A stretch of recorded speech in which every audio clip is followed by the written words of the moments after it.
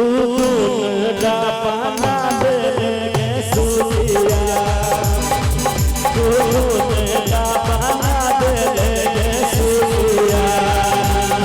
हमरा प्यार कन को नानी के तू गुंडा बना देंगे सूर्या, तू गुंडा बना देंगे सूर्या।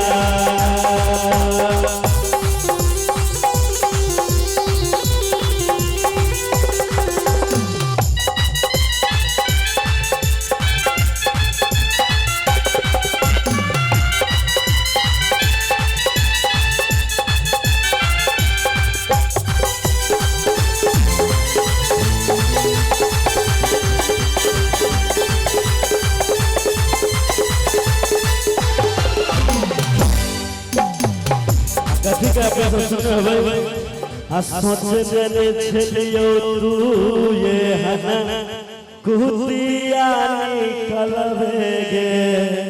खास कर गीत युवक वर्ग के भाई सब के लागी जे देखबे दिल टूटल ना त गायर बात सब दे दे त की कह छै सोचे ने छलियो तू ये हन कुतिया निकलवेगे। प्यार में धोखा तो सरसाने भगवेगे।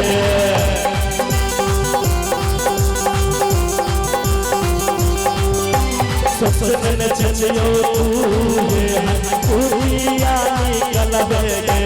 प्यार में धोखा तो सरसाने भगवेगे।